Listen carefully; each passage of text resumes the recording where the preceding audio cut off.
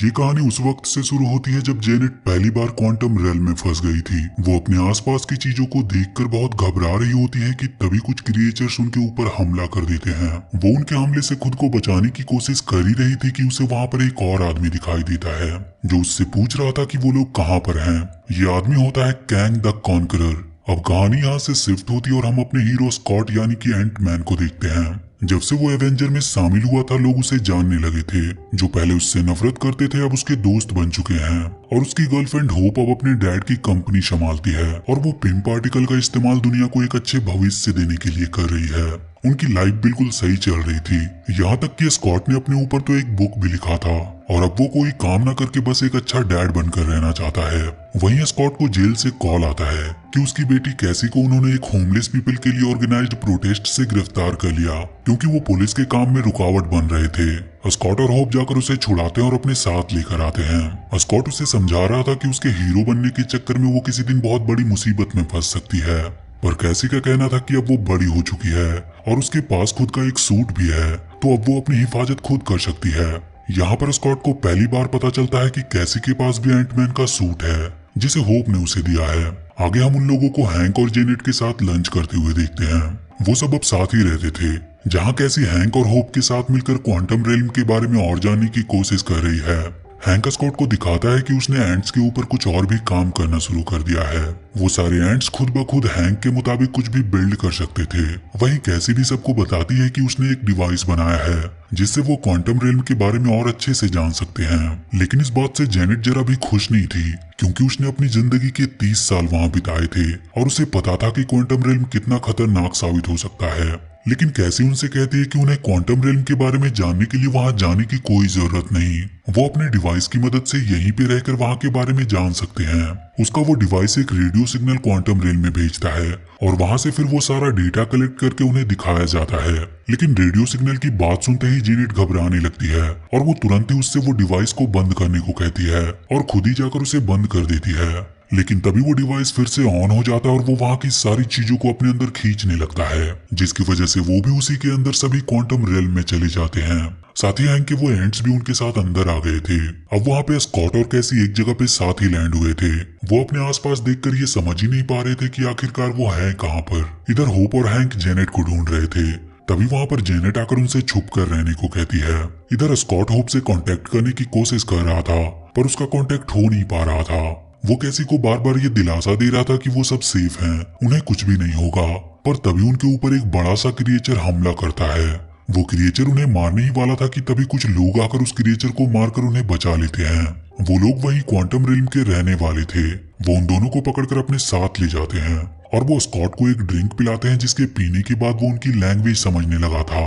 वहाँ स्कॉट सबको अपने बारे में बताता है कि वो लोग कैसे यहाँ पर पहुंचे और वो उनके लिए कोई खतरा नहीं है। लेकिन वहाँ की लीडर जिसका नाम जेंटूरा था वो उससे कहती है कि वो लोग भी ऊपर से आए हैं और उनके पीछे पीछे वो कॉन्करर भी आता ही होगा जिसने उनकी इस दुनिया को बर्बाद करके नर्क बना दिया। पर स्कॉट को समझ नहीं आ रहा था कि ये कॉन्करर कौन है। इधर जेनेट को वहाँ के कुछ लोगों का एक ग्रुप मिलता है जो उसे पहले से जानते थे। ये देखकर होप और हैंक पूरी तरह से हैरान थे।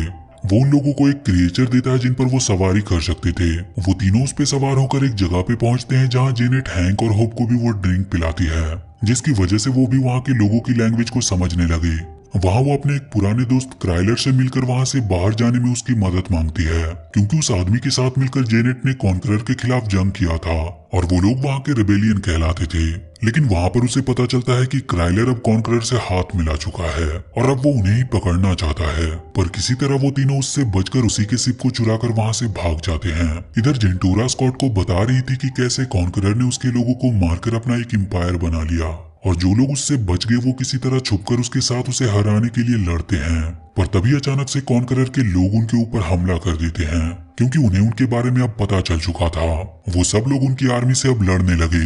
लेकिन तभी कैसी देखती है कि जेंटूरा को वो लोग पकड़ने वाले हैं तो वो बिना कुछ सोचे ही उसकी मदद करने चली जाती है क्योंकि उसका सूट उसके पास ही था। ये देखकर स्कॉट को भी उसके पीछे जाना पड़ता है और अब वो दोनों मिलकर उन लोगों से लड़ने लगे थे। पर तभी अचानक से एक बड़ी मशीन आकर उनके ऊपर हमला करना शुरू कर देती है। सब अपनी जान बचाकर भागने लगे थे पर स्कॉट के सामने वो मशीन आकर कहता है कि तुमसे दोबारा मिलकर अच्छा लगा स्कॉट लैंग, और वो अपना चेहरा दिखाता है जिसे देखकर स्कॉट पूरी तरह से हैरान रह गया क्योंकि वो बैरन था जिसे उसने एंटमैन के पहले पार्ट में उसके सूट में ही मार डाला था। वो उन दोनों को पकड़कर अपने जेल में ले आता है, जहां वो उन्हें बताता है कि वो उस दिन मरा नहीं था, बल्कि वो तो क्वांटम रेल में आ गया था, जहां पे कॉन्करर ने उसे बचाया और एक अल्टीमेट किलिंग मशीन बना दिया, और अब उसका नाम मोडॉक है। इधर जेनेट हैंक और होप को सब कहानी बता रही थी कि जब वो क्वांटम रेल में थी तभी उसे कैंग मिला, जो उसी की तरह वहां पर फंस गया था। उसने उसे बताया कि वो एक स्पेस ट्रैवलर है और अपने शिप के खराब हो जाने की वजह से वो यहाँ फंस गया। उसके पास एक ऐसा शिप था जिसकी मदद से वो किसी भी टाइमलाइन और यूनिवर्स में ट्रैवल कर सकता था। इसीलिए उसने उसके साथ मिलकर उस शिप के एनर्जी कोर को रिचार्ज करने की कोशिश करने लगी, ताकि वो वापस अपने घर जा सके। और कई सालों की मेहनत के बाद उन्हें सफलता मिली। उन्होंने एनर्जी कोर को चार्ज कर लिया और वो उसे कैंग के शिप में लगाने लगे। उसका वो पूरा शिप न्यूरोकाइनेटिक था, जो कि उसके माइंड से कनेक्टेड थे। जेनेट ने जब उसे छुआ तो उसने उसके दिमाग को देखा, जहाँ उसने पाया कि कैसे उसने कितने सारे यूनिवर्स और टाइमलाइन को तबाह कर दिया, जैसे कि वो कभी एग्जिस्ट ही ना करते हो। और वो क्वांटम रेल में फंसा नहीं था, बल्कि किसी ने उसे वहां पर फंसाया था, ताकि वो बाहर आकर और भी यूनिवर्स को तबाह न कर सके। पर उसका शिप अब फिर से एक्टिवेट हो चुका था और उसने अपना सूट भी हासिल कर लिया था। वो जेनेट से कहता है कि वो उसके घर पहुंचा देगा और उसके प्लेनेट को भी वो कभी खत्म नहीं करेगा। पर जेनेट को ये मंजूर नहीं था और वो उस एनर्जी कोर को लेकर वहां से भागने लगी। लेकिन कैंग के पास अब उसका सूट आ चुका था, जिसकी वजह से वो उससे ज्यादा दूर भाग नहीं सकती थी, और इसीलिए उसने उस एनर्जी कोर को अपने पिम डिस्क की मदद से बहुत ही बड़ा कर देती है, जिसकी वजह से अब कैंग उसके कोर तक पहुंच नहीं सकता था और हमेशा के लिए अब वो वहां पर फंस चुका था। लेकिन अब उसके पास उसका सूट था और उसने अपने टेक्नोलॉजी की मदद से वहीं पे अपना एक एम्पायर बना लिया। सालों तक जेनेट वहीं पे छुपकर उससे लड़ती रही, जब तक कि हैंक ने वहां पर आकर उसे बचाना लिया और घर ना लेकर आ गया। पर वो वापस आकर भी इसी गिल्ट में थे कि वो क्वांटम रेल में एक मॉन्स्टर को जगाकर वहां से खुद भाग आई। होप उससे कहती है कि अब वो साथ मिलकर उसे एनर्जी कोर लेने से रोकेंगे, और वो तीनों निकल पड़ते हैं उस कोर की तलाश में। इधर कैंग स्कॉट को उसकी बेटी को मारने की धमकी देकर ये मनवा लेता है कि वो जाकर उस जगह से एनर्जी कोर लेकर आएगा। स्कॉट उस कोर को लेने के लिए चला जाता है, पर वो जैसे ही वहाँ के सेंटर तक पहुँचता है उसे कुछ अजीब सी फीलिंग होने लगती है। वो देखता है कि उसके जैसे ही कई सारे लोग बनते जा रहे हैं। उसे कुछ भी समझ नहीं आ रहा था। वो जितना ज्यादा सोच रहा था उसके हमशक्ल उतने ही बढ़ते जा रहे थे, क्योंकि ये सब उसकी पॉसिबिलिटीज थी। जैसा कि वो सोच रहा था, उन सब में वहाँ पर भगदड़ मच जाती है, क्योंकि वो सब उस एनर्जी कोर तक पहुँचना चाहते थे। और इस चक्कर में मेन स्कॉट तो नीचे ही दबा रह जाता है, पर किसी तरह वो अपने सारे हमशक्ल की मदद लेकर बिल्कुल वैसा ही करता है जैसा कि चींटियां करती है। वो उस कोर तक पहुंचने ही वाला था कि तभी वो नीचे गिरने लगा था, पर तभी वहां पर होप आकर उसे बचा लेती है और वो पिम डिस्क का यूज करके उस एनर्जी कोर को वापस से छोटा कर लेते हैं। तभी वहां पर जेनेट और हैंक भी आ जाते हैं, जो स्कॉट से उस एनर्जी कोर को कैंग को देने से मना कर रही थी।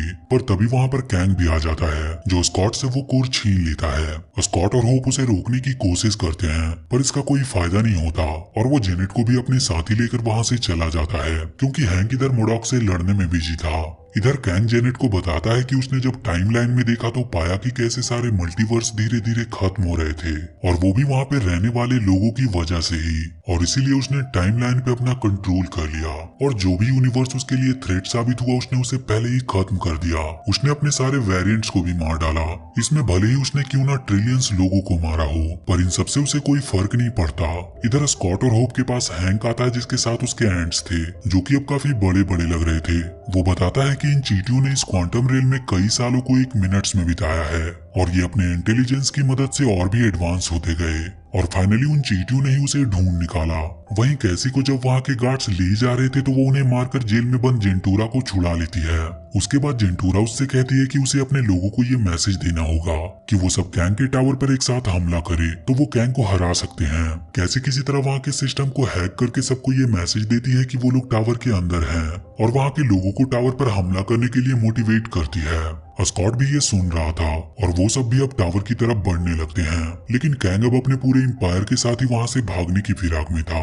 वो एनर्जी कोर को अपने शिप में लगा देता है और लॉन्च का ऑर्डर देता है, पर अब स्कॉट काफी बड़ी साइज में आकर वहाँ चारों तरफ तबाही मचाना शुरू कर देता है। कैंग के सारे शिप्स उसे रोकने की कोशिश कर रहे थे, और तब तक वहाँ के सारे लोगों ने भी वहाँ पर आकर हमला करना शुरू कर दिया था। वहाँ के सारे लोग टावर के काफी करीब पहुँच चुके थे। इधर मोडोक जब कैसी को मारने ही वाला था कि तभी कैसी अपना साइज बहुत बड़ा करके उसे एक पंच देती है और उसे मारकर वहीं पर फेंक देती है।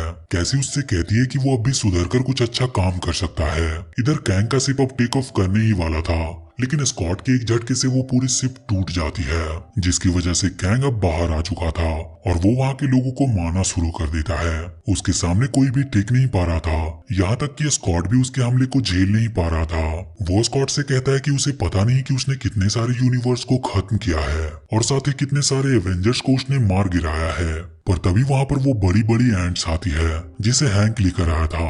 वो सारे एंट्स कैंग के ऊपर हमला कर देते हैं। वो इतने ज्यादा थे कि कैंग के लिए उसे रोक पाना मुश्किल हो रहा था। उसने अपने चारों तरफ एक शील्ड बना लिया था कि वो उनसे बच सके, लेकिन तभी अचानक से उसके ऊपर मोडॉक का हमला होता है, जिसकी वजह से वो शील्ड टूट जाती है और सारे एंट्स उस पर टूट पड़ते हैं और साथ ही मोडॉक की भी वहीं पर मौत हो जाती है।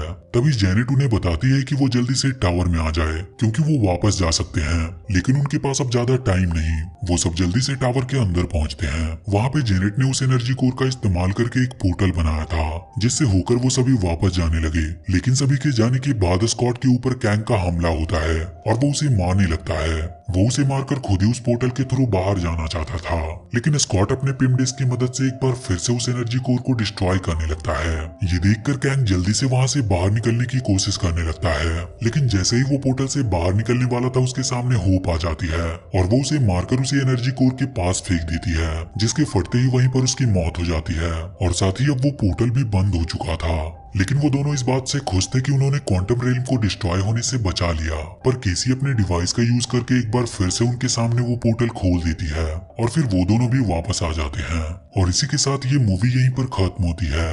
तो वीडियो अगर अच्छी लगी हो तो please do like and share this video and please subscribe to my channel and press that bell icon.